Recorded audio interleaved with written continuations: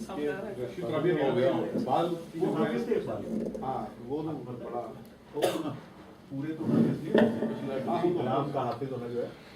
آل محمد صلوات صلی علی محمد وآل محمد.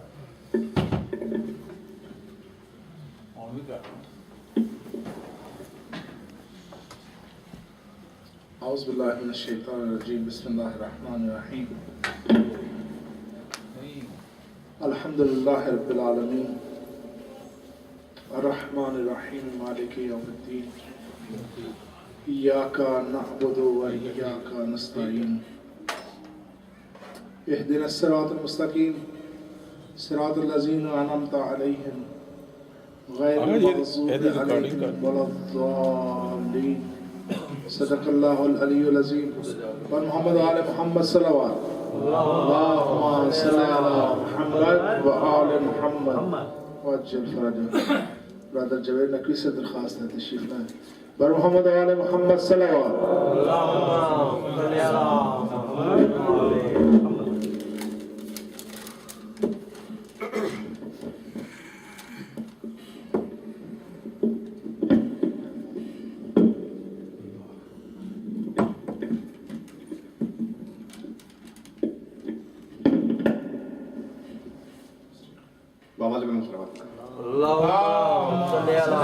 محمد وآل محمد.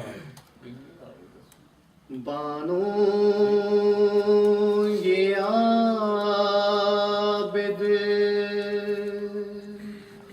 کو بتلا رہی ہے میری سکینہ کو نیند آ رہی ہے. بانو یہ عابد کو بتلا رہی ہے میری سکینہ کو نیند آ رہی ہے. میری سکینہ کو نیند آ رہی ہے. کہہ دو ہواؤں سے آہستہ آئے، کہہ دو پرندوں سے غل نہ مچائے، کہہ دو اندھیروں سے واپس نہ جائے، کہہ دو اندھیروں سے واپس نہ جائے. جاگی ہوئی چین کچھ پا رہی ہے میری سکینہ کو نیند آ رہی ہے. میری سکینہ کو نیند آ رہی ہے. شاید رسن کی اذیت ہوئی کم، ماتم کرو بیبیوں شور ماتم. سجاد زنجیر بولے نہ اس دم، سجاد زنجیر بولے نہ اس دم. شاید غموں کی گھڑی جا رہی ہے میری سکینہ کو نیند آ رہی ہے. زندہ کا در زور سے اب نہ کھولو اے پہرداروں اب آہستہ بولو. تم بھی تو جاگے ہو کچھ دیر سو لو، تم بھی تو جاگے ہو کچھ دیر سو لو. بابا کی خوشبو اسے آ رہی ہے میری سکینہ کو نیند آ رہی ہے کہ اب دھڑکنے دل بھی اس پہ گرا ہے نہ بھائی ہے نزدیک نہ اس کے ماں ہے کانوں سے خون گو کہ ابھی رواں ہے کانوں سے خون گو کہ ابھی رواں ہے مگر آپ بوجھل یہ سمجھا رہی ہے میری سکینہ کو نیند آ رہی ہے یہ شام غریباں کی جاگی ہوئی ہے تماچوں کے ڈر سے نہیں سو سکی ہے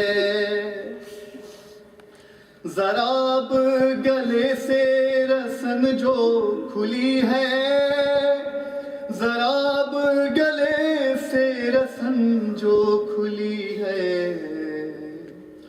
سکون سے جو اب سانس لے پا رہی ہے میری سکینہ کو نیند آ رہی ہے میں خوش ہوں کہ سوئے گی میری دلاری میں قربان اس کے میں اب اس کے واری بہت سہ چکی دکھ یہ غازی کی پیاری بہت سہ چکی دکھ یہ غازی کی پیاری مگر نفس کچھ اور بتلا رہی ہے میری سکینہ کو نیند آ رہی ہے مگر یہ ہوا کیا کہ زندان رویا بدن روح کے ساتھ بچی کا ہے سویا نہ جاگی وہ عابد نے شانہ ہلایا نہ جاگی وہ عابد نے شانہ ہلایا اور اب ماں یہ کہتے بھی شرما رہی ہے میری سکینہ کو نیند آ رہی ہے کہاں تک لکھوں گا میں ریحان نوحہ کبھی شام جاؤں تو دیکھوں وہ روضہ جہاں قیدی بچی کا مرقد ہے تنہا جہاں قیدی بچی کا مرقد ہے تنہا جہاں ماں بھی اب بھی کہے جا رہی ہے میری سکینہ کو نیند آ رہی ہے میری سکینہ کو نیند آ رہی ہے بانو یہ عابد کو بتلا رہی ہے میری سکینہ کو نیند آ رہی ہے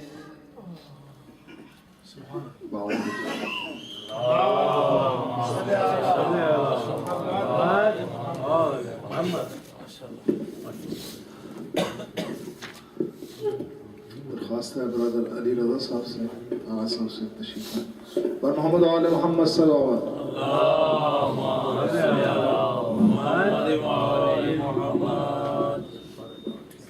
محمد آل محمد صلوات محمد بار دیگر صلوات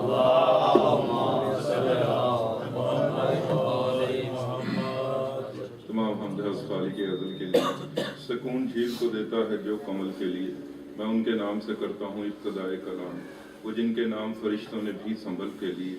پھر اس کے بعد علی مرتضیٰ کا ذکر چلے کہ جس کے نام خدا نے بدل بدل کے لیے۔ غم حسین امانت ہے آج کی سن لو، یہ رزق میں نے بچایا ہوا ہے کل کے لیے۔ کفن پہ خاک شفا سے لکھی جو ناد علی، یہی بہت ہے میرے نامہ عمل کے لیے۔ اور میرے امام میری زندگی کے رب مولا، میرے نصیب میں یہ فیصلہ اٹل دے دے، یہ ماہ و سال یہ جیون کے دن سارے لے لے، مجھے بس اپنی زیارت کا ایک پل دے دے۔ ایک درود باوت اللہم صلی علی محمد و آل محمد۔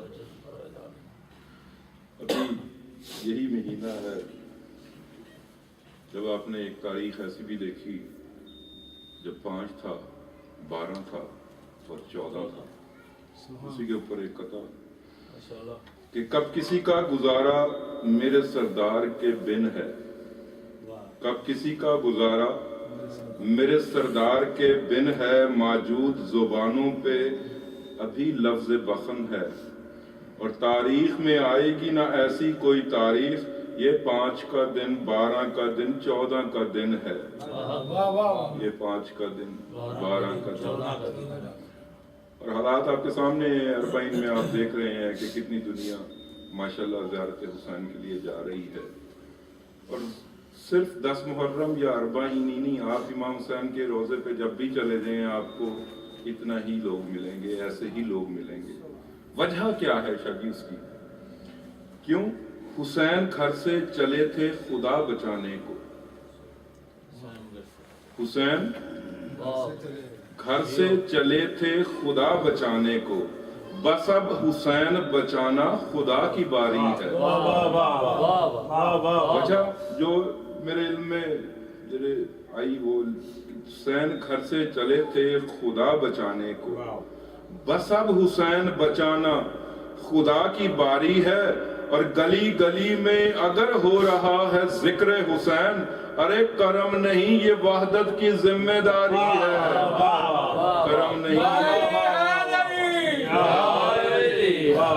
کرم نہیں یہ وحدت کی ذمہ داری ہے۔ اور ایک قطع اور سن لیں، دعائیہ قطع ہے کہ یا رب دعا ہے مدحت آل نبی کے بعد، یا رب دعا ہے مدحت، اب آپ سوچیں گے کہ اور بھی کیا دعا ہو سکتی ہے اس کے بعد، یا رب دعا ہے مدحت آل نبی کے بعد، مجھ کو علی کے چاہنے والوں کی چاہ ملے، مجھ کو علی کے چاہنے والوں کی چاہ ملے، مدح علی کا مجھ کو اجر بے حساب دے، محشر میں ٹھنڈے پانی والی سیرگاہ ملے، اور اس کے سوا کوئی بھی نہیں حسرت مجھے، 14 ستاروں والی مجھے درسگاہ ملے، اور لکھنا کفن پہ یاد سے تم یا علی مدد، لکھنا کفن پہ یاد سے تم یا علی مدد، کیوں؟ تاکہ لحد میں مجھ کو بڑا حوصلہ ملے، تاکہ بڑا حوصلہ ملے۔ اور ایک سلام کے چند اشعار کے علی کی مدح میں لکھنا بہت ضروری ہے، یہ ہر خاص و عام سے کہنا بہت ضروری ہے، اور مریض بغض علی ہیں جہاں جہاں جو لوگ، وہ بھول بیٹھے ہیں مرنا بہت ضروری ہے، وہ بھول بیٹھے ہیں مرنا بہت ضروری ہے، اور کہاں کہاں سے بچائے گا کوئی دامن، کہاں کہاں سے بچائے گا کوئی دامن، پلے صراط پہ چلنا بہت ضروری ہے۔ علی وسیع و پیغمبر ہیں اللہ کے ولی، اظہار حق ہے یہ بتانا بہت ضروری ہے، اور زبان سے کہنے سے کوئی اثر نہیں ہوتا، زبان سے کہنے سے کوئی اثر نہیں ہوتا، علی کو قلب میں بسانا بہت ضروری ہے۔ علی تو وہ ہیں جو سرے بستہ راز قدرت ہیں، یہی تو بات سمجھانا بہت ضروری ہے۔ اور وہ روز محشر، وہ سارے حساب سے پہلے رضا، نجات کا وہ پروانہ بہت ضروری ہے۔ نجات کا بہت ضروری ہے۔ بس ایک دو تیسرے نوحے کے ہوں کس طرح سے مصائب رقم سکینہ کے، وہ کس طرح سے رقم مصائب سکینہ کے، لہو رلا گئے عابد کو غم سکینہ کے۔ اور بہن سے بچڑی مدینے سے کربلا آئی، وطن سے دور اسے شام میں قضا آئی، تھی عمر تھوڑی زیادہ علم سکینہ کے، اور عدو نے قتل کیے اس کے اکبر و اصغر، چچا بھی مارے گئے نہ بابا رہا سر پر، نصیب بن گئے جور و ستم سکینہ کے، اور پہن کے رسیاں ہاتھوں میں وہ بھی قیدی بنی، 4 سال کی بچی جی، پہن کے رسیاں ہاتھوں میں وہ بھی قیدی بنی، تھی ظلم و جور اور تازیانوں کو سہتی رہی، تماچے لگتے رہے ہر قدم سکینہ کے، اور اٹھائے ہاتھوں پہ لاشا بیمار روتا رہا، پرائے دیس میں اس کو کفن بھی مل نہ سکا، کہ دکھ ہوئے نہیں مر کے بھی کم سکینہ کے، اور علی کے بچوں کا ماتم حیات ہے میری، خدا گواہ ہے رضا یہ نجات ہے میری، پرسہ دار ابد تک ہیں ہم سکینہ کے، کس طرح سے مصائب رقم سکینہ۔ صلی اللہ علیہ وسلم۔ اللہم صلی علی محمد و آل محمد۔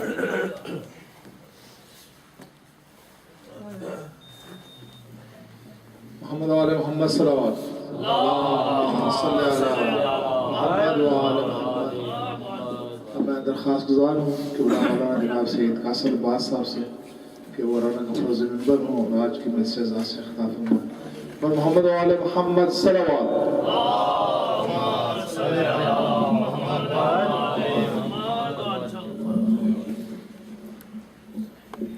شود قائم حجت رہے سلام بواز بلند صلوات۔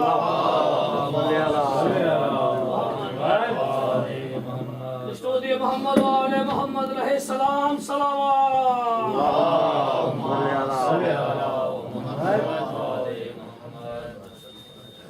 خاندان زہرا پہ بواز بلند صلوات۔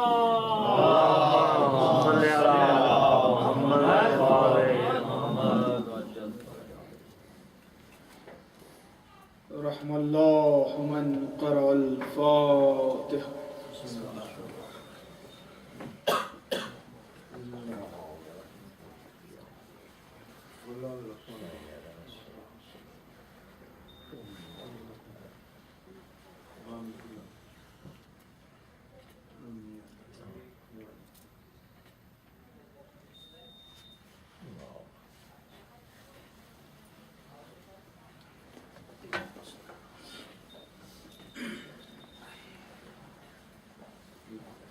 لا حول ولا قوة إلا بالله العلي العظيم۔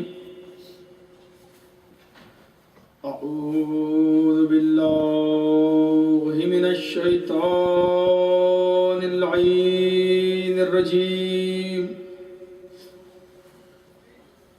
بسم الله الرحمن الرحيم۔ الحمد لله رب العالمين۔ الحمد لله الذي لا يبلغ مدحته القائلون۔ الحمد لله الأول بلا أول كان قبله، والآخر بلا آخر يكون بعده۔ الحمد لله الذي جعلنا من المتمسكين بولاية أمير المؤمنين والأئمة عليهم السلام۔ اللهم صل على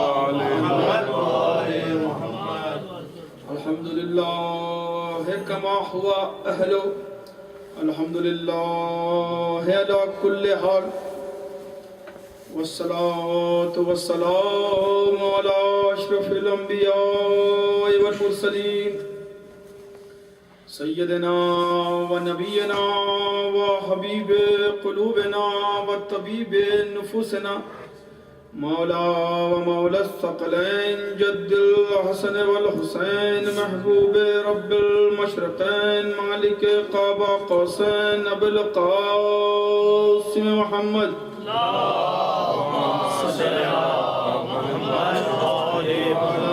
الطيبين الطاهرين المعصومين المظلومين ولعنة الله على أعدائهم ومنكري فضائلهم ومصائبهم وشجاعتهم وجلالتهم وولايتهم وعطشهم وعتباتهم وعلمائهم وشيتهم وغاصب حقوقهم أجمعين من ليلنا هذا إلى يوم الدين أما بعد فقد قال الله سبحانه وتعالى في كتابه الكريم وهو أصدق الصادقين وقوله الحق ثم حق بسم الله الرحمن الرحيم يا أيها الذين آمنوا أطيعوا الله وأطيعوا الرسول وأولي الأمر منكم صلوات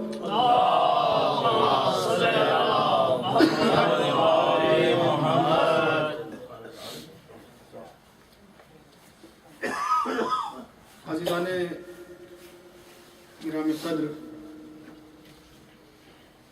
عزاداران امام مظلوم و محبان آل محمد الحمدللہ مولا رضا کے فضل و کرم سے ان کے نالے پاک کی گرد پاک کے صدقے میں الحمدللہ جواد شرازی صاحب کی سرجری کامیاب ہوئی ہے اور ہم انشاءاللہ دعا گو ہیں بارگاہ پروردگار میں ان کے صدقے سے ان کے حوالے سے کہ انشاءاللہ جو ان کی دوسری ہاتھ کی جو سرجری بچی ہے مولا انشاءاللہ اسے بھی کامیاب کریں اور انہیں شفایاب صلوات بر محمد و آل محمد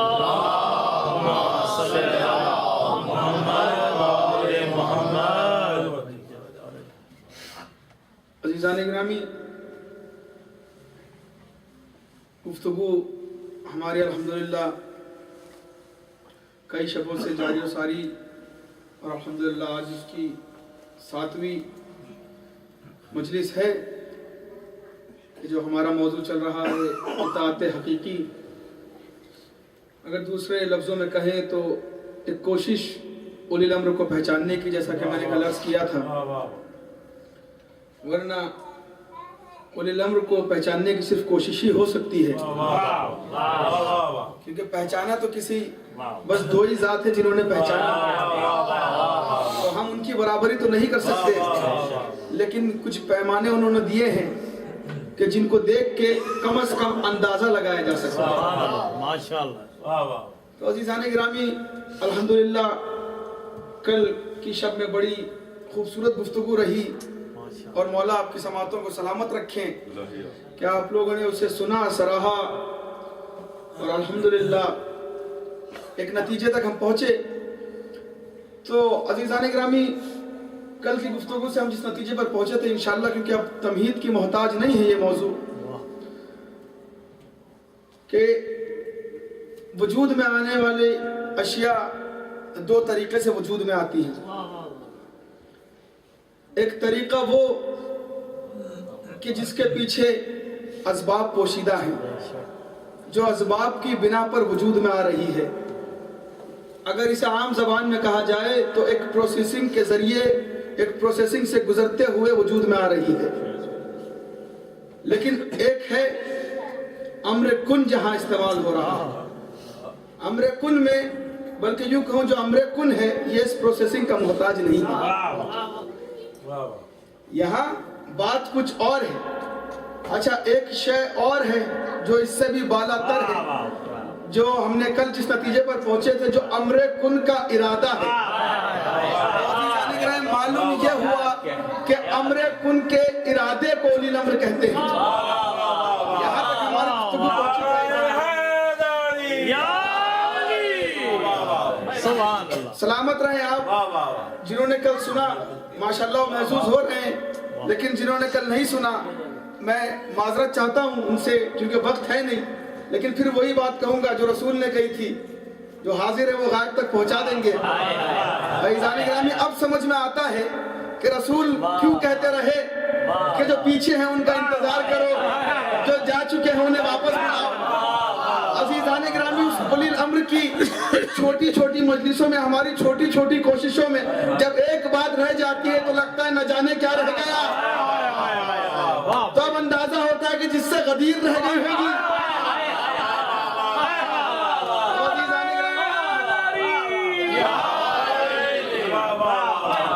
اس لیے تو رسول نے کہا کہ یہ نہ لیا تو کچھ نہ لیا۔ تو عزیزان گرامی جہاں جز نہیں پہنچا تو ہمیں ایسا لگ رہا ہے کہ نہ جانے کیا رہ گیا، تو جو لوگ کل سے محروم رہ گئے کتنے بد نصیب تھے وہ۔ تو معلوم یہ عزیزان گرامی جب یہ ارادے کے ذریعے سے یعنی جو امر کن کے ذریعے سے وجود میں شے آ رہی ہے، میں نے ایک چیز آپ کے سامنے کل عرض کی تھی، عزیزان گرامی جو امر کن کے ذریعے سے شے وجود میں آتی ہے وہ تربیت کی محتاج نہیں ہوتی۔ میں نے کل بات عرض کر دی تھی آپ کے سامنے، وہ تربیت کی محتاج نہیں ہوتی۔ تو معلوم یہ ہوا کہ جو شے امر کن کے ذریعے سے وجود میں آ رہی ہے وہ تربیت کی محتاج نہیں، تو خود ارادہ کیسے تربیت کا محتاج ہو سکتا ہے؟ عزیزان گرامی میں عرض کر چکا ہوں کہ اب تمہید کی کوئی گنجائش ہے نہیں، بات الحمدللہ جاری و ساری ہے، بات الحمدللہ اپنے مقام پر پہنچ چکی ہے۔ اور کس نے کہا جو بات سب سے پہلی شے کی ہو رہی ہے، جب بات ایک پروسیسنگ سے گزر رہی ہے، جب کیونکہ ایک شے کو کسی پروسیسنگ سے گزرنے کے لیے میں نے کل عرض کیا تھا کچھ اسباب کی ضرورت ہوتی ہے، لیکن رسول کیا کہہ رہے ہیں؟ اول ما خلق اللہ نوری، سب سے پہلے میرا نور خلق ہوا۔ جب بات یہ کہہ دی کہ سب سے پہلے، تو یہ خود اس بات پر دلالت کر دے کہ اس سے پہلے کوئی شے تھی نہیں، کوئی شے تھی نہیں۔ عزیزان گرامی پروسیسنگ کے لیے، شے کے اسباب کے لیے وجود جو دوسرا والا ہے، جو خلق والا وجود ہے، اس کے لیے ضروری ہے کہ کوئی شے پہلے ہو۔ تو جب یہ کہہ دیا کہ سب سے پہلا نور، رسول یہ کہہ رہے سب سے پہلا نور، یہ اس بات پر دلالت کر رہے کہ اس سے پہلے کچھ تھا نہیں۔ تو الحمدللہ ہماری بات یہاں تک پہنچ چکی ہے عزیزان گرامی، اس سے پہلے کچھ نہیں تھا۔ اچھا اور بھی بہت سی ایسی چیزیں ہیں جہاں یہ دیکھنے کو ملتا ہے کہ کون کون سی شے اللہ نے سب سے پہلے خلق کی ہے۔ رسول نے کہا اول ما خلق اللہ نوری، پھر اس کے بعد ایک مرتبہ اس نور کے دو ٹکڑے کر دیے، کہ انا والی من نور واحد۔ اچھا عزیزان گرامی آپ بہتر جانتے ہیں جب کسی ایک شے کے ٹکڑے کیے جاتے ہیں تو ماہیت بدلتی نہیں ہے۔ آپ کچھ کہنا چاہ رہا ہوں عزیزان گرامی، اگر بات کچھ اور ہوتی تو شاید مثال سے سمجھا دیتا، لیکن اس نور کی شائن شان کوئی مثال ہے نہیں جو سمجھا سکتا۔ آپ اپنے ذہنوں کے اعتبار سے کسی شے کے ٹکڑے کر کے دیکھیے، جس شے کے ٹکڑے کریں گے نا وہ شے ٹکڑوں کے باوجود بھی وہی حیثیت رکھے گی، عزیزان گرامی وہی حیثیت رہے گی، کیونکہ ماہیت نہیں بدلتی۔ اسی طرح یہ وہ نور ہے کہ جس کی ماہیت نہیں بدلی۔ وہ اور بات ہے کہ مشیت کا ارادہ تھا، یہ مشیت کا ارادہ تھا کہ ایک نور کو رسالت کہا جائے گا، ایک نور کو امامت کہا جائے گا۔ یہ مشیت کا فیصلہ ہے، یہ مشیت کا فیصلہ ہے کہ ایک کو نبوت کہا جائے گا، ایک کو امامت کہا جائے گا۔ اچھا جب آگے بڑھ کے اور پڑھا مسلمانوں نے تو انہیں اور بھی چیزیں سننے کو ملی کہ سب سے پہلے خدا نے کیا خلق کیا۔ تو کسی نے کہا کہ اول ما خلق اللہ قلم، کسی نے کہا کہ سب سے پہلے اللہ نے قلم کو خلق کیا۔ عزیزان گرامی پھر کسی نے آگے بڑھ کے کہا کہ اول ما خلق اللہ عقل، اللہ نے عقل کو سب سے پہلے خلق کیا۔ تو عزیزان گرامی معلوم یہ ہوا کہ سب سے پہلے خلق ہونے والی جو شے تھی وہ تھی نور، وہ ایک نور تھی جس کو الگ الگ ناموں سے پہچانا گیا، کبھی اسے قلم کہا گیا، کبھی اسے عقل کہا گیا۔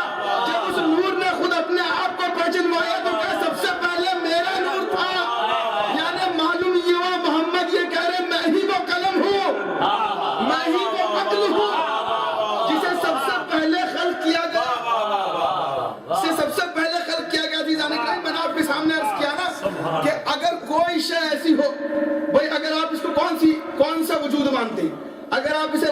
خلق مانتے ہیں تو اس کا مطلب یہ کہ اسباب کوئی پہلے سے رہے ہوں گے، لیکن خداوند کریم کہہ رہا ہے کہ کن تو کنز مخفیہ، یعنی میں چھپا ہوا خزانہ تھا، یعنی ان کی خلقت سے پہلے سوائے اس خزانے کے کچھ نہیں تھا۔ اگر آپ مان رہے ہیں کہ اسباب کے ذریعے سے خلق ہوئے ہیں، یعنی اسی خزانے سے نکلے ہیں، اسی خزانے کا حصہ ہے، تو عزیزان گرامی اپنی اپنے عقل کے حساب سے انسان سمجھتا رہے نا تو اتنی زیادہ معرفت میں اضافہ ہوتا رہے گا۔ اب جو لوگ یہ کہتے ہیں کہ اللہ کی معرفت مقصود ہے، اللہ کی معرفت مقصود ہے، ایک مرتبہ ایک شخص آیا 5ویں امام کی بارگاہ میں آنے کے بعد کہتا ہے کہ اے فرزند رسول، ہمیں اللہ کی معرفت کتنی ہوئی یہ کیسے پتہ لگایا جائے، اس کا اندازہ کیسے لگے؟ امام مسکرا کے کہتے ہیں کہ یہ دیکھو تمہیں ہماری معرفت کتنی ہوئی ہے، اس سے اس بات کا اندازہ لگے گا کہ تمہیں خدا کی معرفت کتنی ہوئی۔ اب عزیزان گرامی اگر اس کا دوسرا رخ دیکھے، اسی امام کے بیٹے ہیں صادق آل محمد صلی اللہ علیہ وسلم۔ اب دیکھیں معرفت کہاں پیدا ہوتی ہے؟ جہاں محبت ہوتی ہے۔ معرفت کا پہلا اسٹیپ ہے محبت عزیزان گرامی۔ محبت مودت نے بدلے گی، مودت عشق میں جب منزل معراج پر پہنچے گی تو معرفت میں اضافہ ہوگا۔ لیکن پہچانا کیسے جائے؟ ایک شخص آیا امام کے بعد آنے کے بعد کہتا ہے مولا فلاں شخص آپ کے چاہنے کا بڑا دعویٰ کرتا ہے، کہتا ہے کہ آپ سے بہت محبت کرتا ہے، مولا پہچانا کیسے جائے؟ مولا پہچانا کیسے جائے؟ میرا مولا مسکرائے کہتا ہے کہ دیکھو ہماری محبت کا معیار یہ نہیں ہے کہ ہم سے کتنی محبت کرتا ہے، معیار یہ ہے کہ ہمارے دشمن سے کتنی عداوت ہے۔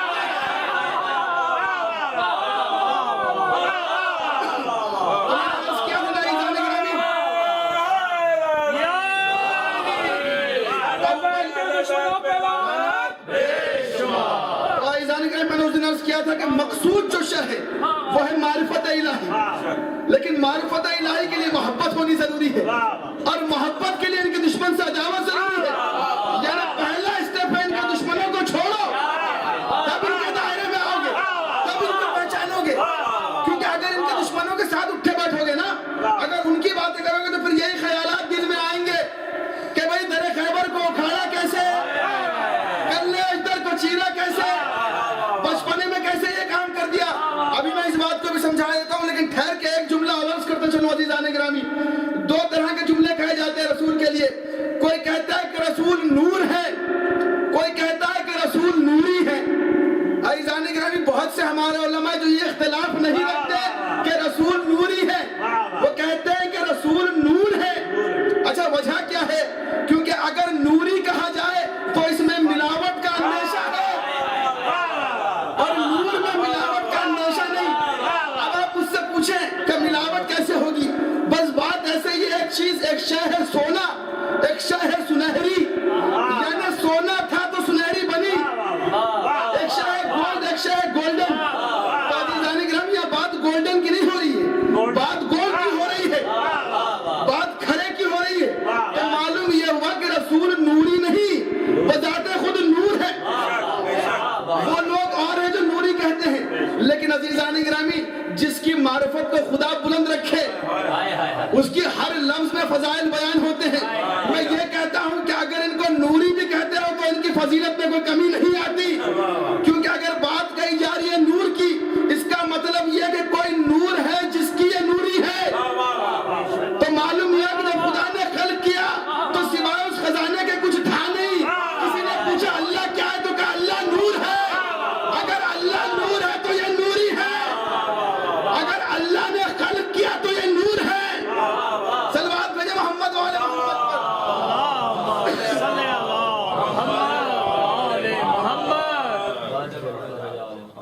تو عزیزان گرامی اگر یہ جو باتیں ہیں نا، کیونکہ ہم ایک بات کہتے ہیں کہ یہ معرفت کی باتیں ہیں، حقیقت تو یہ ہے کہ یہ بنیادی باتیں ہیں۔ عزیزان گرامی اگر یہ نہیں سمجھانا تو ہمیشہ یہی خیال آتے رہیں گے کہ جھولے میں کلے اجدر چیرا کیسے۔ اچھا جب ہم یہ کلے اجدر والی روایت پڑھتے تو لوگ کہتے تو بچوں کے لیے پڑھ رہے ہیں، عزیزان گرامی پڑھتے بچوں کے لیے، اعتراض بڑے کرتے ہیں۔ تو معلوم یہ ہوا کہ بڑوں کی تربیت صحیح نہیں ہوئی تھی، تو جہاں سوال اٹھائے۔ اس لیے میں ان فضائلوں کو معرفت والے فضائل نہیں کہتا، معرفت والے فضائل تو کچھ اور ہی ہے۔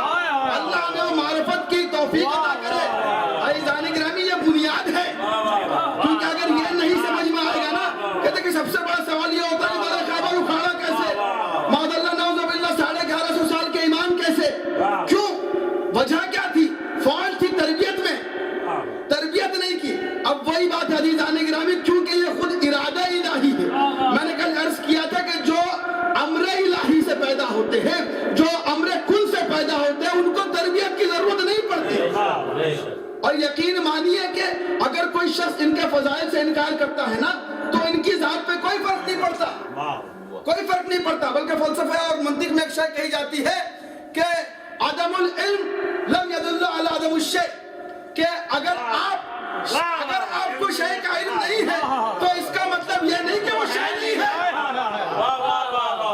ایک مثال سے بات کو واضح کرتا چلوں، اگر ہم انڈیا پاکستان کے دیہات میں چلے جائیں، بھائی مثال دے رہا ہوں پرانی اگر دیکھا جائے، کیونکہ آج کل کے دیہات بھی اتنا ایڈوانس ہوئے کہ ہم شرما جاتے ہیں، تو پتہ چلا کہ اگر آپ کسی ایسے علاقے میں پہنچے جہاں کے انسان کے دماغ میں تصور ہی نہیں ہے 100 مالے کی بلڈنگ کا، 110 مالے کی بلڈنگ کا، اسکائی اسکریپرز ہوتے کیا اس کو آپ سمجھا نہیں سکتے۔ ایک مرتبہ جب آپ وہاں پہنچے، آپ نے کہا کہ بھائی میں ایسی جگہ رہتا ہوں کہ جہاں پہ 100 مالے کی بلڈنگ ہے، 150 مالے کی بلڈنگ ہے، فوراً سنتے اس نے کہا پاگل ہو گئے۔ بتاؤ، کہہ رہے ہیں کہ ایک کے اوپر ایک 100 گھر بنے ہوئے ہیں، کہیں ایسا ہو سکتا ہے؟ کہیں ایسا ہو سکتا ہے؟ یعنی آپ وہ مان ہی نہیں سکتا، تو اب اس کے نہیں ماننے سے اس کا یہ مطلب نہیں کہ وہ بلڈنگ نہیں ہے۔ عزیزان گرامی، اس عمارت کی ذات میں کوئی فرق نہیں پڑ رہا، اس کی عقل کا معیار یہ ہے کہ اس کو سمجھ نہیں سکتا، تو ان کی ذات میں کوئی فرق نہیں پڑتا، ان کی ذات تو جو ہے وہی رہے گی۔ تو عزیزان گرامی، سب سے بڑا سوال یہ ہوتا ہے کہ بچپنے میں کیسے ہو رہا ہے یہ معاملہ۔ اب میں نے کل ایک بات عرض کی تھی کہ تربیت کے محتاج نہیں ہوتے جو ان کے عمر سے پیدا ہو جائے، تو خود ارادے کو تربیت کی ضرورت کیسے پڑے گی؟ تو معلوم یہ ہوا کہ جب امر کن سے کوئی شے وجود میں آتی ہے تو وجود میں آتے ہی اپنے کمال پہ ہوتی ہے، اپنے کمال پہ ہوتی ہے، تو خود ارادہ کس طرح کا ہوگا؟ جیسے ہی وجود میں آ گیا ویسے ہی کمال پہ پہنچا۔ اس لیے تو ہم کہتے ہیں کہ امام بچپنے میں بھی امام ہے۔ عزیزان گرامی، جھولے میں جو کلے اجدر چیرا گیا نا، یہ ضرورت تھی اختیارات دکھانے کے۔ لوگوں کو تعجب ہوتا ہے کہ اس جوان علی نے در خیبر کیسے اکھاڑا۔ اگر مشیت کی مرضی جھولے سے ہی در خیبر اکھاڑنی ہوتی تو جھولے سے ہی در خیبر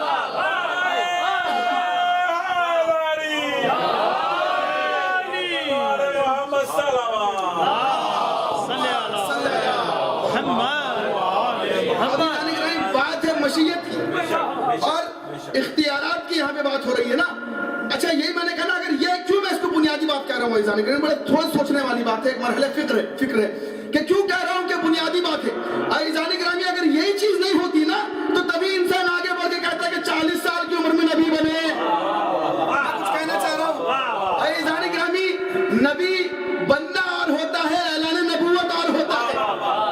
بھائی بننا اور ہے، اعلان نبوت اور ہے۔ ہم سے لوگ کہتے ہیں کہ آپ کہتے ہیں کہ جب نبی دنیا میں آئے تب سے نبی ہے۔ ہم نے کہا نہیں، ہم نے تو ایسا نہیں کہا کہ جب سے دنیا میں آئے، جب سے وہ اول نور بنا تب سے نبی ہے۔ اچھا، ہم نہیں کہتے، نبی خود کہتا ہے کنت نبیًا وآدم بین الماء والطین، میں اس وقت بھی نبی تھا کہ جب آدم آب و گل کے درمیان تھے۔ اچھا، بات یہیں تک نہیں رکی، اس کا وسیع بھی آگے بڑھ کے یہ کہتا ہے کنت ولیًا، میں اس وقت بھی ولی تھا کہ جب آدم آب و گل کے درمیان تھے۔ تو عزیزان گرامی، یہ بنیادی باتیں ہیں۔ پھر آپ بنیاد کو نہیں مانتے، پھر کہتے ہیں کہ ہمارا تمہارا نبی ایک ہی ہے۔ بھائی ہمارا نبی وہ نہیں ہے کہ جو 40 سال میں نبی بنے، ہمارا نبی وہ ہے کہ جس کے اعلان نبوت ہو رہا ہے اس وقت۔ اچھا، آپ پھر کہتے ہیں کہ آپ کو کیسے پتا؟ بھائی جو صاحب معرفت لوگ ہیں ان میں جو قرآن خود کہہ رہا ہے، قرآن ہر جگہ کہتا ہے کہ سب برابر برابر برابر، لیکن عالم و جاہل کو کہیں برابر نہیں کہا، کہ عالم و جاہل کہیں برابر نہیں ہو سکتے۔ عزیزان گرامی، جب کوئی شخص پریزیڈنٹ بنا کہیں چن لیا گیا، کسی کے ذریعے چن لیا گیا، ذرا انصاف سے بتائیے، بھائی اعلان ہوتا ہے 2-3 دن بعد، یہ دنیا کی بات میں کر رہا ہوں، لیکن جو کابینٹ کے لوگ ہوتے ہیں انہیں پہلے پتہ چل جاتا ہے۔ اب ذرا انصاف سے بتائیے، لوگ کیا کہتے ہیں کہ جب اعلان ہوا، کسی نے خبر پہ دیکھا کہ کوئی اعلان کے بعد کوئی پریزیڈنٹ بن گیا، کوئی ایک مرتبہ منسٹر بن گیا، جو کابینٹ کے لوگ آتے ہیں آ کے ان سے کہتے ہیں کہ بھائی تمہیں پتہ چلا فلاں پریزیڈنٹ بن گیا، تو وہ کیا کہتا ہے کہ بھائی ہمیں تو اسی وقت پتہ چل گیا تھا جس وقت یہ بنے تھے۔ تو معلوم یہ ہوا کہ ان کی جو معرفت تھی ان کے عہدے کے سلسلے میں وہ ان سے زیادہ ہے۔ تو عزیزان گرامی، ہم سے نہ الجھو، کیونکہ ہم نے اس اولي الامر کو مانا ہے کہ جس نے یہ بتایا کہ وہ اس وقت بھی ولی تھا کہ جب آدم آب و گل کے درمیان سے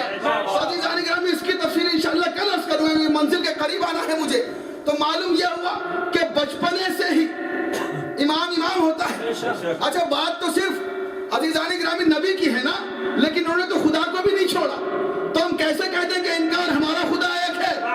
کیونکہ ان کا خدا وہ ہے, وہ ان کا سے مراد میں نہیں جانتا کس کا, میں کہہ رہا ہوں کہ ایسے کچھ لوگ ہیں جو خدا کو ایسا مانتے ہیں, جو یہ کہتے ہیں کہ جب جہنم کا پیٹ نہیں بھرے گا تو جہنم کہے گی مجھے اور دے, میرا پیٹ نہیں بھرا تو اللہ معاذ اللہ نعوذ باللہ اپنی ٹانگ اٹھا کے دے دے گا جہنم کا پیٹ بھرنے کے لیے.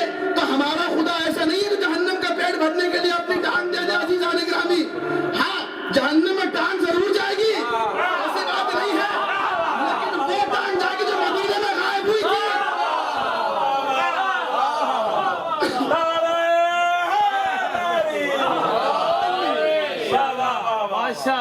جو مدینے میں غائب ہوئی تھی وہ جائے گی.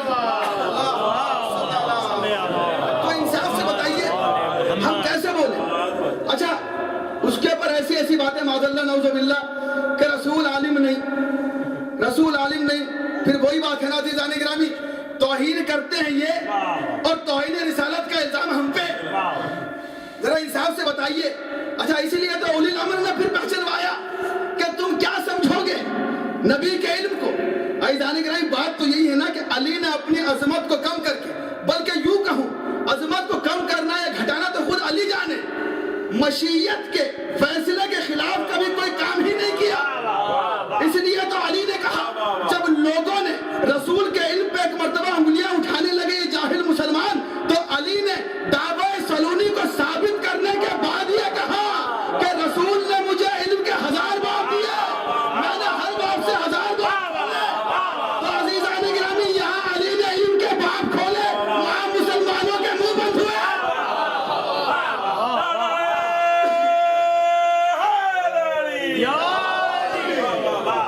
کیونکہ عزیزان گرامی یہ ضرورت تھی مشیت کی. صلوات بھائی محمد وعلی محمد صلی اللہ محمد. اچھا بس اہم بات اور میں آگے بڑھا, اولی الامر صرف اس کو نہیں کہتے کہ جس کے بعد سارے اختیارات دے دی جائیں. عزیزان گرامی اولی الامر کہتے اس کو ہیں کہ جو مشیت کی مرضی کے مطابق اختیارات کا استعمال کرے. اچھا یہ کیسے ہوتا ہے کہ مشیت کی مرضی کے مطابق, اس کا کیا معنی ہے؟ بڑی توجہ کے ساتھ عزیزان گرامی آپ یہ دیکھیے اختیارات, بس ایک بات اور انشاءاللہ یہ شاید حاصل مجلس ہو گیا ابھی تک کی. عزیزان گرامی اختیارات دیے کہاں جاتے ہیں؟ بڑی توجہ کے ساتھ اختیارات دیے کہاں جاتے ہیں؟ اختیارات وہاں دیے جاتے ہیں جہاں اعتماد ہوتا ہے, جہاں اعتماد ہوتا ہے.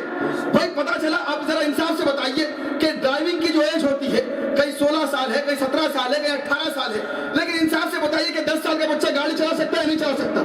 چلا سکتا ہے. لیکن کیا ہے کہ اعتماد کی جو عمر ہے وہ 18 سال ہے, کہ اس عمر میں ہمیں اعتماد ہوتا ہے. یعنی اعتماد پانے کے لیے ایک عمر ہوتی ہے, ایک عہدہ ہوتا ہے. عزیزان گرامی جو بڑی بندوقیں ہوتی ہیں چاہے کسی بھی فورس میں, ہر آفیسر کو نہیں دی جاتی.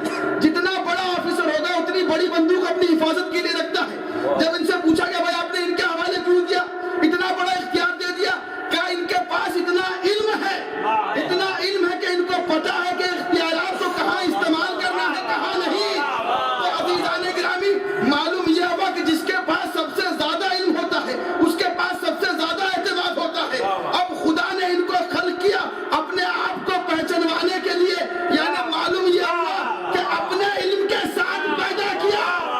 اب اس اعتماد کو جاننے کے لیے جو علم الہی کا حصے دار ہو, بس بہت بڑی بات آپ کی سمجھ میں اب آپ سمجھے.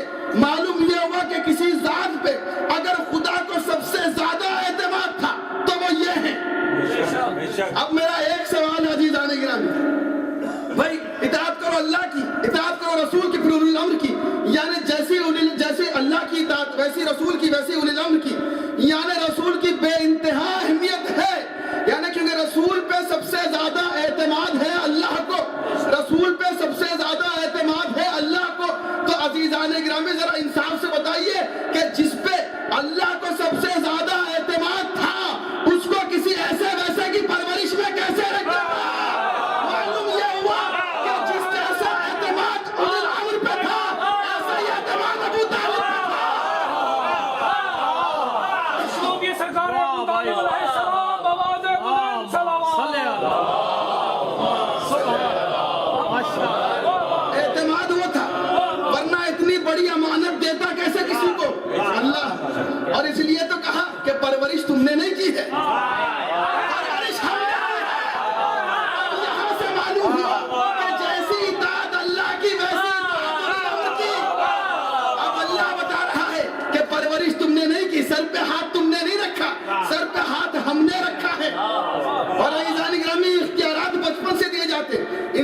بتائیے اگر بات ایسی ہوتی تو اللہ معاذ اللہ انتظار کرتا کہ امام ایک معین عمر تک پہنچ جائے تب اختیارات دیے جائیں، لیکن کہیں آپ نے ایسا سنا نہیں، بلکہ ایک مرتبہ ایک زانو پہ حسن بیٹھے، ایک زانو پہ حسین بیٹھے ہیں، آنے والا سائل آیا، آنے کے بعد جواب سوال کرتا ہے، رسول نے کہا کہ میرے ان نواسوں سے کسی ایک سے پوچھ لے، میرے ان نواسوں میں سے کسی ایک سے پوچھ لے، کہا یا رسول اللہ بہت اہم سوال ہے، رسول اللہ کہتے ہیں کیا تو انہیں کوئی معمولی بچہ سمجھتا ہے؟ یہ بچے جھولے سے لوہے میں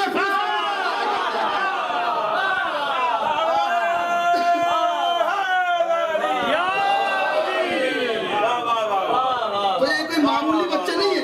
عزیزان گرامی، اگر جیسا سلسلہ شروع سے چلا تھا ویسا ہی سلسلہ آخری تک رہا، اگر ایسی بات نہ ہوتی تو ابھی 7ویں امام کا سن صرف 2 سال کا ہے، صرف 2 سال کا سن ہے۔ ایک مرتبہ ابو حنیفہ گھر پہنچا، کیونکہ بابا کا شاگرد تھا نا تو وہ سوال کرنے آتا رہتا تھا، لاکھ کوئی اپنے آپ کو امام کہہ لے، امام اعظم کہہ لے، بھائی آ کے جھکنا تو اسی در پہ ہے۔ آیا ایک مرتبہ کسی مسئلہ فرض یا خیر میں تفصیل سے مسئلہ بیان نہیں کر رہا ہے، لیکن ایک مرتبہ جب آیا، اب آپ دیکھیں اختیارات کیسے ہیں، اور سب سے بڑی بات ہے عزیزان گرامی اختیارات کا استعمال کرنا، کہ کہاں استعمال کرنا ہے۔ اچھا یہ بھی بڑی بات نہیں ہوتی کہ کہاں استعمال کرنا ہے، کہاں اختیارات کو روکنا ہے، یہ زیادہ بڑی بات ہے، اسے کہتے ہیں صبر۔ عزیزان گرامی اگر کوئی بنا اختیار کے ہم اور آپ بھی کبھی کبھی چپ بیٹھتے ہیں، یہ ہمارا صبر نہیں ہوتا، یہ مجبوری ہوتی ہے، کیونکہ ہمارے پاس اختیار نہیں ہے۔ اگر ہمیں اختیار مل جائے تو سامنے والے کو چھوڑے نہ ہم، یہ ہے عام انسان، لیکن اہل بیت وہ ہیں جو اختیارات کے ساتھ صبر کرتے ہیں، اسے صبر کہا جاتا ہے۔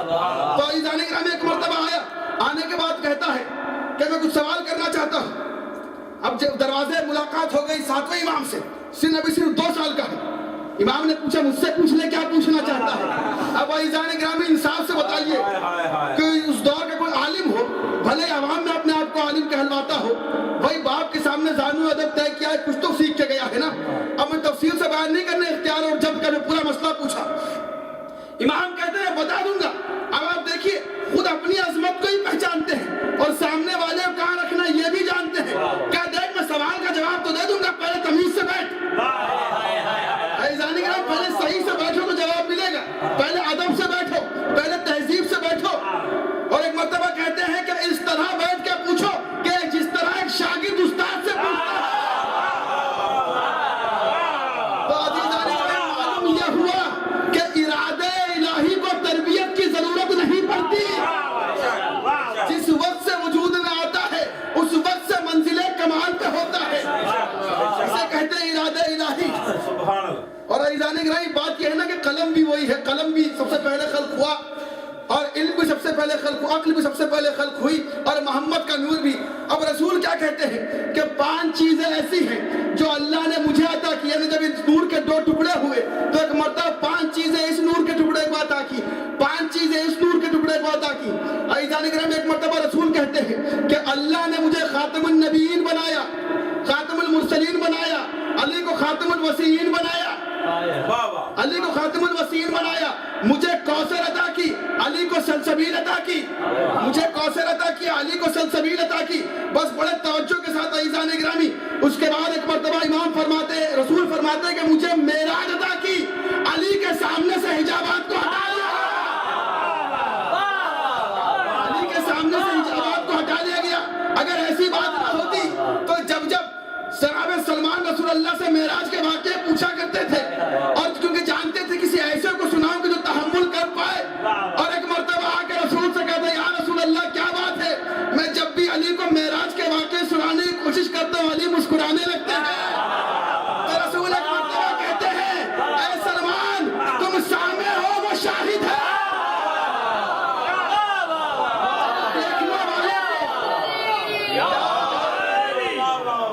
دیکھنے والے کو سنی سنائی، جب دیکھنے والے کو سنی سنائی بات سناؤ گے تو وہ مسکرائے گا ہی۔ تو عزیزان گرامی حجابات کو ہٹا لیا گیا، حجابات کو ہٹا لیا گیا، رسول فرماتے اور کئی کتابوں میں لکھا ہے حجابات کو ہٹا لیا گیا۔ اب اس کے بعد کیا کہتا ہے، اس میں سے بہت سی ایسی چیزیں ہیں عزیزان گرامی، اور ایک مرتبہ یہ تو میں نے 5 کی فہرست بتائی، کئی کتابوں میں 9 لکھی ہے، کئی میں 13 لکھی ہے۔ پھر اس کے بعد بھی جو چیزیں رسول کو عطا کی ان چیزوں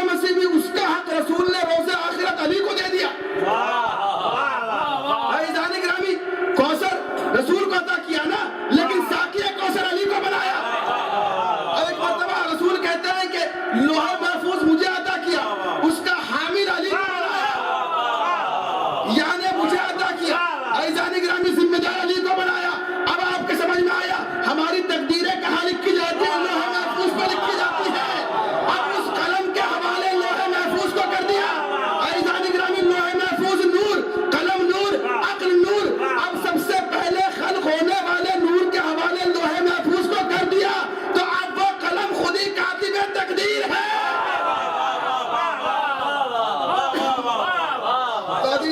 بات کو بڑا سمیٹتے ہو کہ ایسا نہ ہو کہ بات پھیلنے لگے.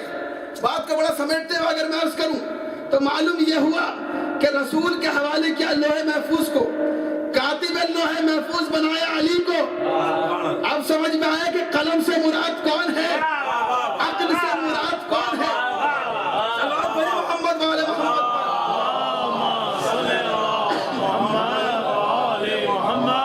اور ایک بات عرض کرتا چلوں عزیزان گرامی دعا کے متعلق، کیونکہ تحفتاً آگے تو دیتا چلوں. بہت سے لوگ یہ کہتے ہیں کہ بھائی ہم کیا دعا مانگیں، ہم تو گنہگار ہیں. عزیزان گرامی یہ مایوس ہونے کیا نام ہے. گناہ سے دعا سے کہیں مایوس نہیں ہونا چاہیے. اور ایک مرتبہ ایک شخص آیا امیر المومنین کے سامنے آنے کے بعد کہتا ہے مولا یہ بتائیے کہ جب سب کچھ لوح محفوظ پر لکھ دیا گیا تو مانگنے کا فائدہ کیا، مانگنے کا فائدہ کیا. تو میرے مولا مسکرا کے کہتے ہیں کیا پتا کہ تیری تقدیر میں یہی لکھا ہے کہ مانگنے پہ ہی ملے گا.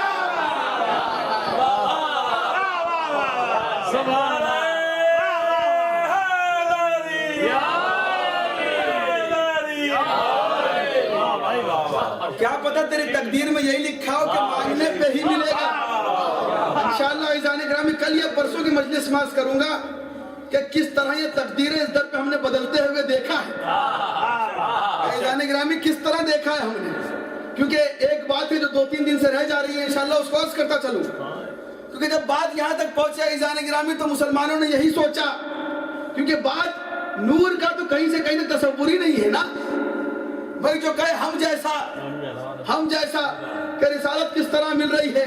عزیزان گرامی انصاف سے بتائیے کہ جبرائیل آئے اور معاذ اللہ نعوذ باللہ انہوں نے آنے کے بعد، ذرا انصاف سے بتائیے انہوں نے آنے کے بعد ایک مرتبہ سینے کو چیرا.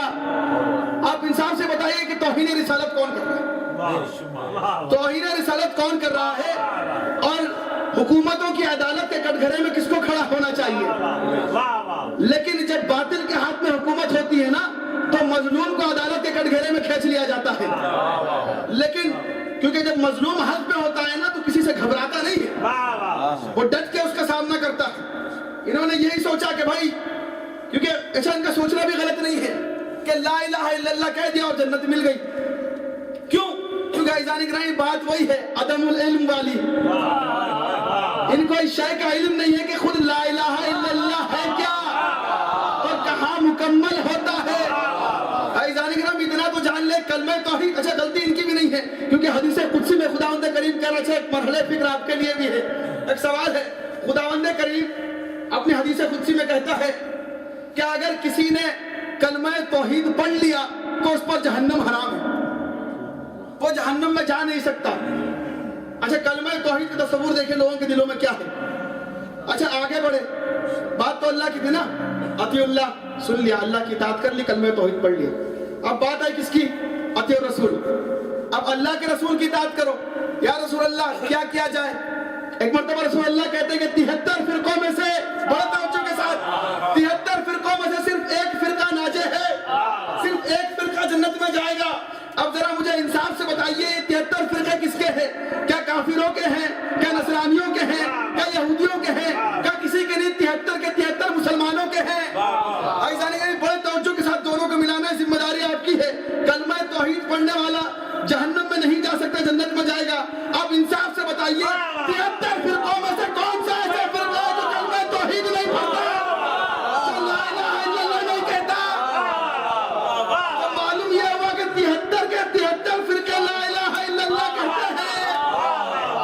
اچھا اللہ کہہ رہا ہے کہ جو کلمہ توحید پڑھے گا وہ جہنم میں جا نہیں سکتا. اب اللہ کے رسول جو کچھ نہیں کہتا، جو کچھ نہیں کہتا کہ جب تک وہی نہیں کہتی، معاذ اللہ نعوذ باللہ ہاتھوں کو جوڑ کے عرض کروں یا رسول اللہ آپ کی اور پروردگار کی بات ہے، معاذ اللہ نعوذ باللہ کوئی تضاد ہے؟ تو عزیزان گرامی آواز یہی آئے گی کہ میں تو کچھ کہتا ہی نہیں کہ جب تک وہی نہیں کہتی. تو معلوم یہ ہوا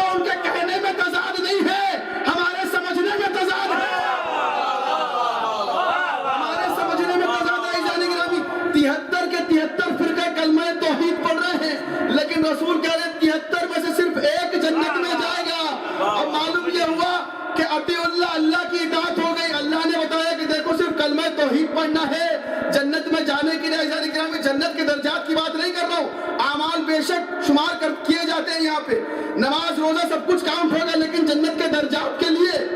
لیکن بات جنت کی ہو رہی ہے نا، تو معلوم یہ ہوا کہ خداوند کریم کہہ رہا ہے کہ لا الہ الا اللہ پڑھنا ضروری ہے. یعنی کلمہ توحید کا ہے، لا الہ الا اللہ نہیں کہا خدا نے، کہا کلمہ توحید پڑھنے والا جنت میں جا رہا. اب عزیزان کرام جب رسول کی اطاعت کی باری ہے تو رسول نے کیا کہا؟ رسول کہتے ہیں 73 میں صرف ایک ناز ہے، اللہ کی اطاعت ہو گئی، رسول کی اطاعت ہو گیا. اولی الامر بتائے گا کہ اصل اطاعت کیا ہے. اب عزیزان کرام کسی کی سمجھ میں نہ آئی. اب لوگ تو یہی کہتے رہے کہ کتاب کافی، کتاب کافی، کتاب کافی. 1 منٹ رک کے ایک بات عرض کرنا چاہتا ہوں، ذرا انصاف سے پورے مسلمانوں سے ایک سوال کیجئے، پورے مسلمانوں سے ایک سوال کیجئے، کیا اگر رسول آج کے دور میں آ جائیں تو کیا تمہیں ان کی ضرورت ہے یا نہیں ہے؟ تمہیں کیا لگتا ہے اگر آج کے دور میں رسول آ جائیں تو اچھا ہوگا یا نہیں ہوگا؟ تو عجب نہیں ہے عزیزان گرامی، ہر مسلمان آگے بڑھ کے یہی کہے گا کہ جس دور میں رسول آئے تھے شاید اس سے زیادہ ضرورت آج ہے. اگر تم رسول کو بلا رہے ہو تو پھر یہ کیوں کہتے ہو کتاب کافی؟ مطلب کتاب کافی نہیں ہے جو رسول کو پکارا جا رہا ہے. اور ایک قوم ایسی بھی ہے جو یہ کہہ رہی ہے کہ رسول جس کو چھوڑ دے گیا وہ کافی. اب ایک مرحلہ ایسا بھی گزرا، اب میں میری منزل کی طرف آ گیا. اسی رسول کا 8واں اولی الامر جب نشاپور پہنچا، ابھی تک جواب نہیں ملا کہ کلمہ توحید ہے کیا، لا الہ الا اللہ کہتا کسے ہے. اب عزیزان گرامی جیسے امام رضا کی سواری نشاپور پہنچی، اب وہاں ایک مرتبہ 2000 علماء اپنے کاغذ اور قلم لے کے تیار ہیں، کہتے حدثنی ابن رسول اللہ، ہمیں بتائیے وہ بات جو ہم سننے کے لیے بے چین ہیں. ایک مرتبہ محمل سے آفتاب امامت نکلا، نکلنے کے بعد کہا سنو، لا الہ الا اللہ حسنی، کلمۃ لا الہ الا اللہ حسنی، فمن دخل حسنی آمن من عذابی. کلمہ لا الہ الا اللہ قلعہ ہے، ایک فورٹ ہے، جو اس میں داخل ہو گیا وہ عذاب سے نجات پا جائے گا. یا امام یہ تو اللہ بھی کہہ رہا ہے، یہ تو رسول بھی کہہ رہے ہیں، اصل بات بتا دیجئے کیا ہے. ایک مرتبہ تھوڑی دور چلنے کے بعد پھر رکے، پھر کہا ایک مرتبہ بات یہاں ختم نہیں ہوئی، لیکن بے شرط و شروط شرط کے ساتھ اور شروط کے ساتھ ابھی بھی بات ختم نہیں ہوا.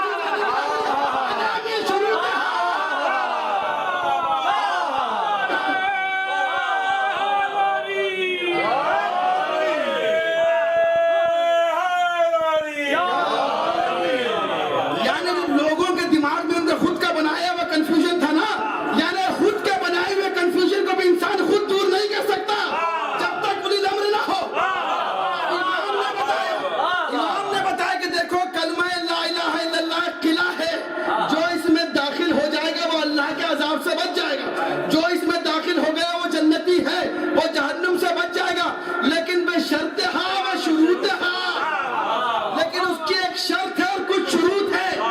عزیزان گرامی ایک بات میں عرض کرنا چاہوں گا، آپ دیکھیے ایک شرط ہے اور کئی شروط ہے. فصاحت کی بات یہ ہے، فصاحت و بلاغت کی بات میں ریپیٹ نہیں کیا جاتا. عزیزان گرامی فصاحت کی بات میں ریپیٹ نہیں کیا جاتا. اگر ریپیٹ ہو رہا ہے تو کوئی ضرورت ہے، بنا ضرورت کے ریپیٹ نہیں ہوتا.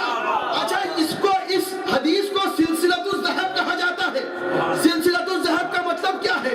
عزیزان گرامی سے اگر ہم انگلش میں کہیں تو کہیں گولڈن چین آف نریشن. یہ نریشن کی گولڈن چین ہے. ایسے ہم تک نہیں پوچھیں گے گولڈن چین کہتے کیوں ہے، کیونکہ اس میں کوئی ایسے ویسے نہیں ہوتے. عزیزان گرامی ان حدیثوں کے بیچ میں کوئی ہرے ہرے نہیں آتے.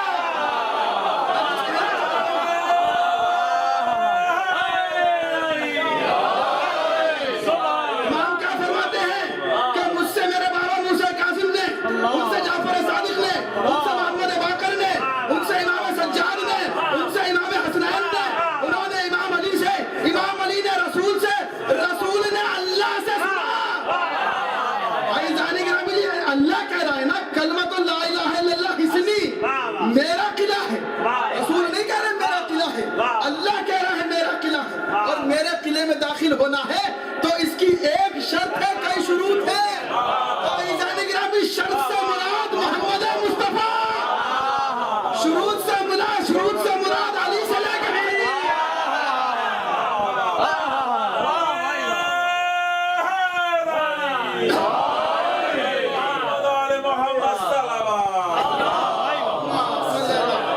मोहम्मद, मैंने अर्ज किया था नाइजान गिराम में, अहले बैत के फजाइल जितने बार सुनेंगे उतनी बार उनके हक का इल्हाम होता रहेगा, उतनी बार नई चीजें अता होती रहेंगी। अब हमसे लोग ये कहते हैं कि आप इस कागज कलम वाली हदीस को लेकर इतना शोर क्यों मचाते हैं, इतना शोर क्यों मचाते हैं? अगर दे देते तो क्या लिखते, क्या लिखता है नाइजान गिराम? जब कागज कलम इनके औलाद के सामने आया तो उन्होंने बता दिया कि अगर मेरे नाना को भी कागज और कलम देते तो वो यही कहते मैं शर्त है वो शुरू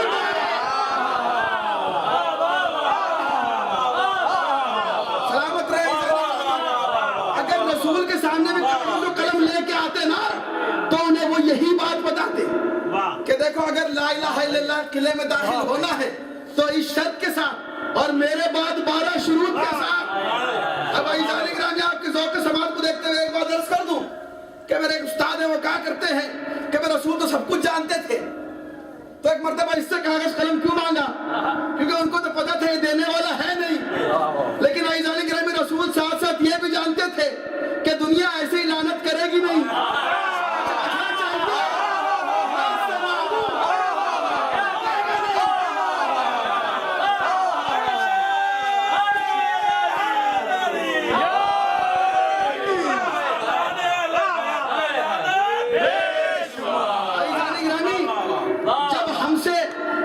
फरमाते हैं अगर हमारे हक के लिए बोलता है ना तो उसके दहन में हमारी लिसान बोलती है। जब कोई हमसे शरीर सवाल करता है तो हमारे दहन में लिसाने इमाम शरीफाना जवाब देती है। ये हमारे दीन की पहचान है। इज़ान ग्रामी लोग ये सवाल करते हैं जब रसूल को पता था कि देगा ही नहीं तो मांगा क्यों? तो लानत भी तो ऐसे नहीं पड़ेगी, लानत पड़वानी ही थी। पहना अब लानत का हार। तो इज़ान ग्रामी मालूम यह हुआ कि बेशर्त हा व शुरूत हा, और इमाम फरमाते हैं कि अना मिन शुरूत हा, मैं उन शर्तों में से एक शर्त हूं। और इंशाअल्लाह फिर कल तफसील से थोड़ा सा अर्ज करूंगा कि इन शुरूत को किस तरह हम असल तरीके से पहचान सकते हैं।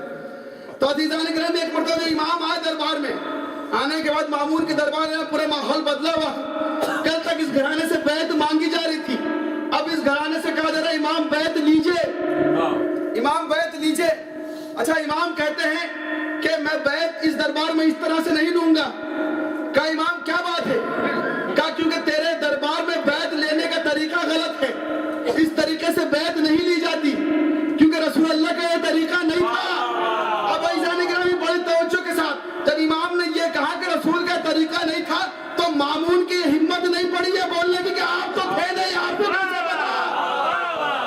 यानी जब इन्होंने कह दिया तो तरीका रसूल का यही है, क्योंकि रसूल के तरीके से नहीं हटते।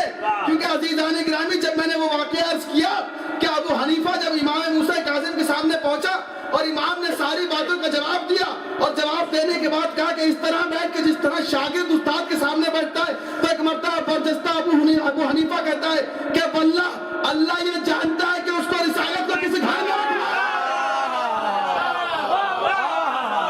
जानता है। उसके बाद सिलसिला भी कहाँ रखना है, इसकी हिम्मत नहीं हुई कि ये बोल पाता। कि आपको कैसे पता कि रसूल के जमाने में किस तरह से बैत हुई थी? लेकिन एक मर्तबा पूछने लगा तो आप फर्जंद रसूल आप ही बताइए कि किस तरह से बैत हुई थी। इमाम ने कहा तेरे दरबार में जो बैत लेता है उसका हाथ नीचे होता है और जो बैत करता है उसका हाथ ऊपर होता है। ये तरीका नहीं है, हमारा तरीका ये है कि जो बैत लेता है उसका हाथ ऊपर होता है। एक मर्तबा इमाम से पूछता है इमाम इसकी दलील क्या है? इमाम कहते हैं क्या तूने नहीं सुना? यदुल्लाह है फौका ऐदीहिम, अल्लाह का हाथ सबके हाथों के ऊपर होता है।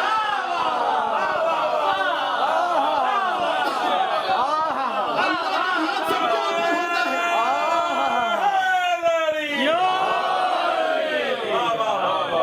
इमाम कहते हैं कि अल्लाह का हाथ सबके ऊपर होता है, और रसूल कहते हैं कि बुलंद हाथ बस हाथ से बेहतर है। तो मालूम ये हुआ इमाम बता रहे कि बैत लेने का तरीका और होता है। तो मालूम ये हुआ इमाम ने एक जुमले में समझा दिया, जिन्होंने बैत यूं मांगी थी यूं ली थी, उन्होंने हाथ रखा था अल्लाह का, जिन्होंने यूं किया था उन्होंने भीख मांगी थी। तो इमाम ने फर्क पैदा कर दिया कि उलुल अम्र और होते हैं, बैत के भिखारी और होते हैं।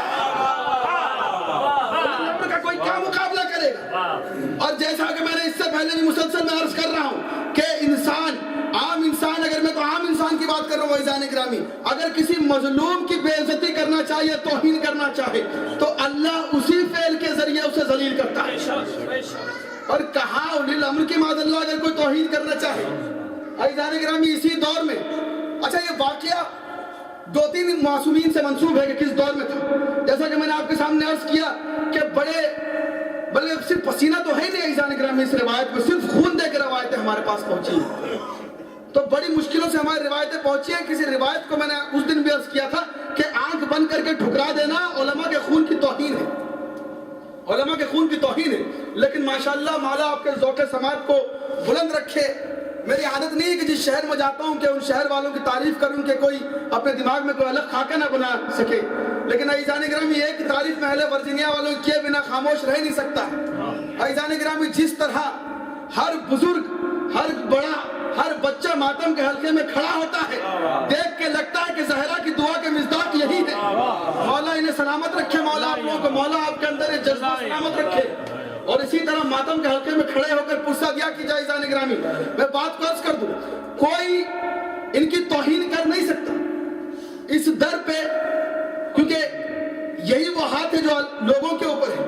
عزیزان گرامی کیونکہ اچھا میں بات عرض کر رہا تھا کہ واقعہ کئی معصومین سے منسوب ہے، کئی 9ویں امام سے، کئی 8ویں امام سے ہے۔ اچھا میرا جو موضوع ہے، بحث کا جو مورد ہے، وہ یہ نہیں ہے کس امام سے منسوب ہے، بات ہے فرزند زہرا اور علی کی۔ عزیزان گرامی آج کل ایک تحریک اور چلی ہے کہ لوگوں کو ناموں میں الجھا دیا جائے، ناموں میں الجھا دیا جائے۔ دیکھیں نام سے ہمیں ناموں میں الجھنا نہیں ہے، بات ہے فضائل و مصائب کی۔ ایک چیز بہت سی دیکھیں، تحقیق تھوڑی سی ہماری الگ ہے، ہند و پاک کے جو علماء تھے ان کی تحقیق کی روش الگ تھی۔ ایک پورا اسکول ہوتا ہے، ایک اسکول آف تھاٹ ہوتا ہے، اس کے بعد ایک منہج ہوتا ہے۔ جب علم رجال آپ انشاءاللہ کبھی کسی سے پوچھیں گے تو آپ کو بتائیں گے کہ جو حدیث کا علم ہوتا ہے اس سے پوری ایک چین ہوتی ہے کہ کس طرح سے آپ حدیث کو عکس کرتے ہیں۔ تو عزیزان گرامی ہمارا جو اسکول آف تھاٹ تھا تھوڑا سا وہ الگ تھا، جب خود دو علماء کا ہلکا سا اختلاف ہو سکتا ہے، کسی کے نزدیک کوئی راوی معتبر ہے، کسی کے نزدیک نہیں ہے، تو کبھی ناموں کے اس میں نہ ہے۔ عزیزان گرامی ایک چیز بہت چلی ہے کہ معاذ اللہ نعوذ باللہ نام رقیہ تھا کہ سکینہ تھا، یہ عجیب عجیب چیزیں لوگ پیدا کر رہے ہیں معاذ اللہ نعوذ باللہ فضائل و مصائب کو کم کرنے کے لیے۔ بات ہماری بحث اس سے نہیں ہے کہ نام سکینہ تھا کہ رقیہ تھا، مصائب نہیں پڑھ رہا ہوں عزیزان گرامی، تھوڑا تحمل کے ساتھ۔ بحث اس سے نہیں ہے کہ نام رقیہ تھا کہ سکینہ تھا، بحث اس سے ہے کہ 4 سالہ بچی تھی کہ جس پر ظلم ہوا تھا۔ اگر نام کی بات کرتے ہیں تو امام حسین نے صاف کہہ دیا تھا کہ میرے جتنے بیٹے ہوں گے سب کا نام علی رکھوں گا، جتنی بیٹیاں ہوں گی سب کا نام فاطمہ رکھوں گا۔ تو نام فاطمہ ہے، کنیت اور القاب پہ بحث کرنا یہ بہت بڑی بحث نہیں ہے عزیزان گرامی، بات فضائل و مصائب کی ہے۔ تو اسی طرح معصوم کا واقعہ ہے، میری بات ہو رہی ہے اولی الامر پہ کہ اولی الامر ہوتا کون ہے۔ ایک مرتبہ امام کے دور میں ایک عورت تھی، ایک خاتون تھی جس نے یہ دعویٰ کیا، اس کا نام تھا زینب۔ اس نے یہ دعویٰ کرتے بس آپ کو یہ بتانا چاہ رہا ہوں کہ کس طرح خداوند کریم اسی فعل سے جن کو عزت دینا چاہتا ہے عزت دیتا ہے۔ واقعہ آپ کا سنایا ہے، بس میرے بھائیوں چھوٹے بھائیوں کی سماعتوں کے حوالے کر دوں۔ ایک عورت تھی جس نے یہ دعویٰ کیا کہ وہ زینب بنت علی ہے، معاذ اللہ نعوذ باللہ۔ اب زینب بنت علی یعنی اولاد علی و فاطمہ۔ عزیزان گرامی آپ دیکھیے جناب زینب کا جو مقام ہے، سمجھیے اس سے آپ۔ عزیزان گرامی بات اولی الامر کے قریب آ رہی ہے، بہت بڑا مقام ہے۔ جس بات کو میں عرض کرنا چاہتا ہوں، ایک مرتبہ اس نے دعویٰ کیا لیکن لوگ اس مسئلے کو حل نہ کرنے پائے، امام کے پاس آئے، کہا امام کیسے فیصلہ کیا جائے، آپ ہی بتائیے، یہ جو خاتون ہے دعویٰ کرتی ہے زینب بنت علی ہونے کا یا اولاد علی و فاطمہ ہونے کا۔ ایک مرتبہ امام نے کہا کوئی بہت مشکل فیصلہ نہیں ہے، بہت آسان سا مسئلہ ہے، بڑی آسانی سے حل ہو سکتا ہے۔ کہا مولا وہ کیسے؟ کہا سنو، اولاد علی و فاطمہ کے گوشت کو اللہ نے درندوں پر حرام قرار دیا ہے، درندوں پر حرام قرار دیا ہے۔ تو کہا مولا کیا کہنا چاہتے ہیں، کیا کیا جائے؟ عزیزان گرامی اولی الامر کو دیکھیے، عجیب ہے، بڑے افسوس کا مقام ہے اس انسان کے لیے جو اولی الامر کو نہیں پہچان پا رہا، اس سے بہتر تو درندے اور جانور ہیں۔ تو ایک مرتبہ جب بادشاہ تک بات پہنچی تو کہا مولا آپ کیا چاہتے ہیں؟ کہا کہ شیروں کے پنجرے میں اس کو ڈال دیا جائے، اگر شیروں نے کھا لیا تو علی و فاطمہ کی اولاد نہیں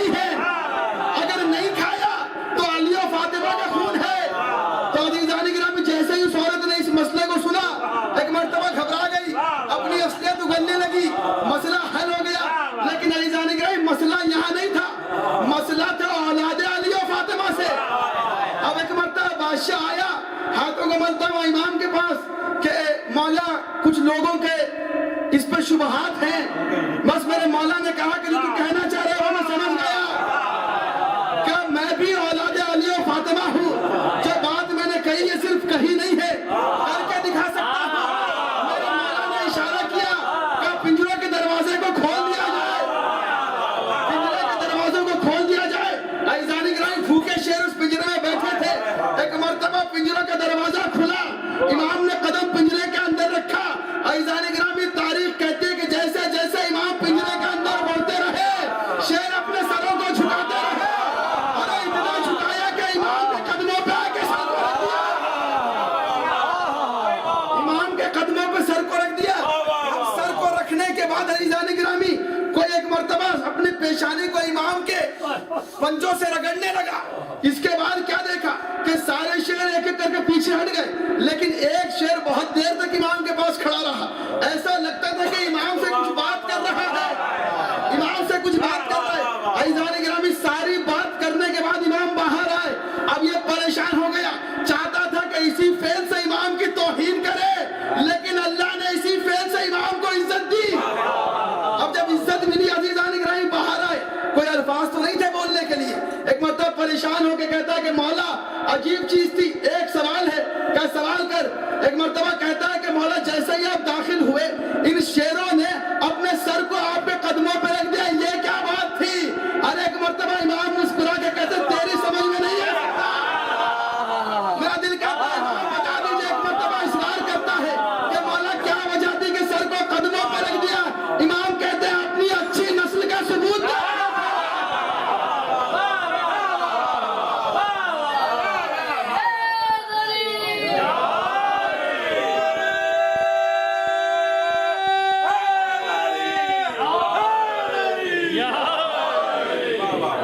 اچھی نسل کا ثبوت دے رہے تھے.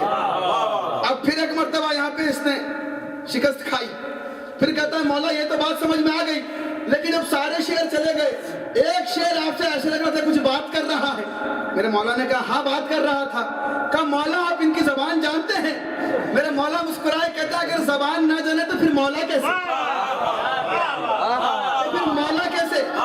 عزیزان گرامی مولا کہتے ہیں ہر امر پہ مختار کو نا آپ ذرا انصاف سے بتائیے، اگر کوئی ہمارے ملک میں آ جائے اور وہ ہمارے ملک کی زبان نہ جانے، کیا ہم اسے لیڈر تسلیم کرنے کو راضی ہو جائیں گے؟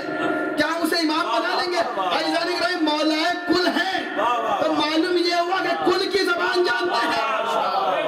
کل کی زبان ہے. میں کہوں گا مامون تو جانوروں کی بات کرتا ہے، یہ تو وہ ہے کہ جن سے پیڑوں نے خطاب کیا ہے، درختوں نے خطاب کیا ہے، پہاڑوں نے خطاب کیا ہے. تو عزیزان گرامی ایک مرتبہ پوچھتا ہے کہ مولا اس کو آپ سے کیا کہہ رہا تھا؟ کہ وہ شکایت کر رہا تھا دوسرے شیروں کی. کہ دوسرے شیروں کی کیا شکایت تھی؟ امام کہتے ہیں کہ ایک مرتبہ یہ میرے سامنے آیا کہ کہنے لگا کہ مولا میں بہت بوڑھا ہو گیا ہوں، بہت ضعیف ہو گیا ہوں. جب کھانا ڈالا جاتا ہے ہمارے لیے تو جوان شیر اپنا زور دکھا کے پورا کھانا کھا جاتے ہیں، مجھے پیٹ بھر کھانے کو نہیں ملتا. ذرا ان دوسرے شیروں کو حکم دیجئے کہ میرے کھانے پر نہ آیا کریں.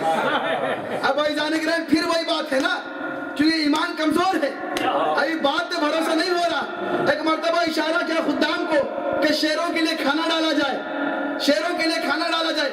اب عزیزان گرامی پورا دربار دیکھ رہا ہے. ایک مرتبہ جیسے شیروں کے لیے کھانا ڈالا، تاریخ کہتی ہے کہ سارے شیر ایک طرف کنارے ہو گئے جب تک وہ بوڑھا شیر کھا کے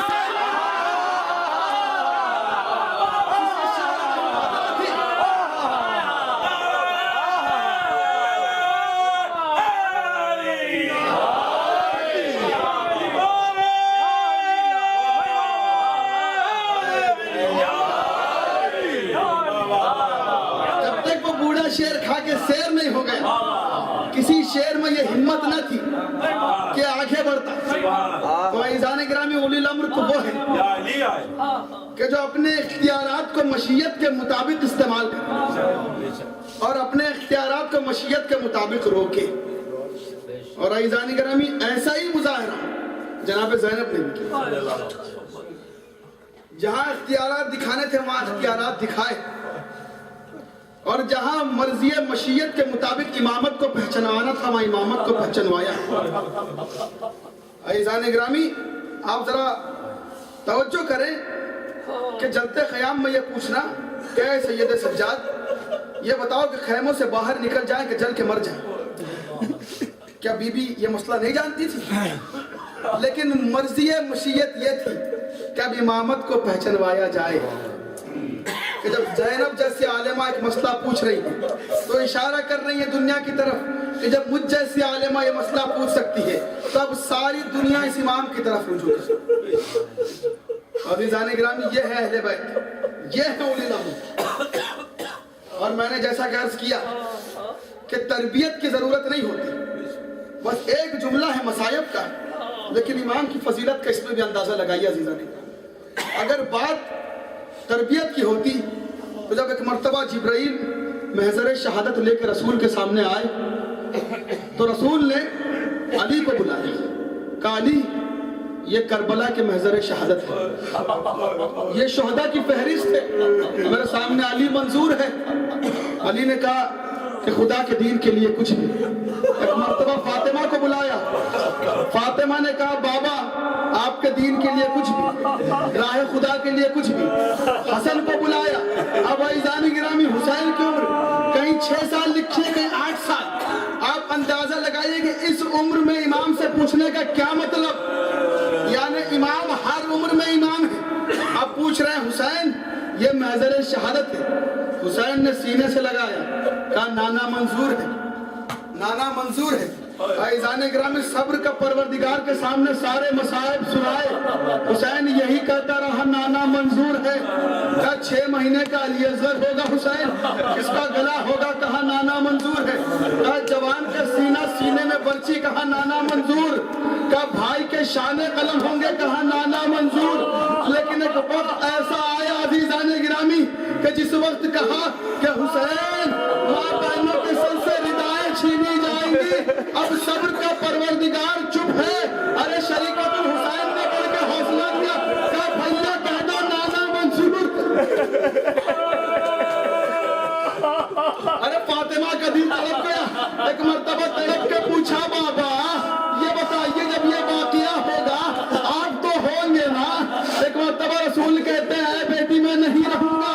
کہا علی مرتضیٰ، کہا بیٹا علی بھی نہیں ہوں گے۔ کہا بابا میں، کہا بابا تم بھی، بیٹی تم بھی نہ رہو گی۔ کہا بابا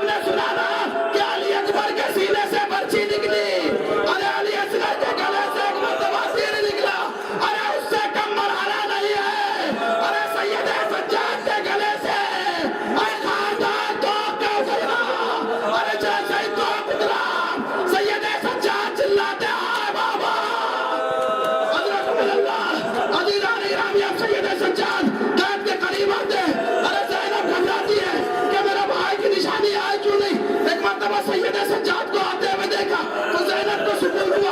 سید سجاد قریب آئے. جب سید سجاد قید خانے میں آئے, زینب نے پوچھا اے میرے بیٹا خیر تو ہے نا, یہ ہتھیلی بیڑیاں کیوں کھول دی گئی ہے, یہ وجہ کیا ہے؟ ارے بس سید سجاد نے اتنا کہا اے پھپھی اماں ہمیں رہائی مل گئی. عزیزان گرامی انسان سے بتائیے جب انسان کو رہائی کی خبر ملتی ہے تو کتنا خوش ہوتا ہے. ارے لیکن بیویاں خوش نہیں ہوئی. ارے تاریخ کہتی ہے کہ ایک چھوٹی سی قبر پہ پہنچے, ارے بیویوں نے گریہ شروع کیا. اے سکینہ ارے بڑی خواہش تھی کہ تمہیں وطن جانا ہے. اے سکینہ رہائی مل گئی, چلو بابا سے ملنے چل رہے ہیں.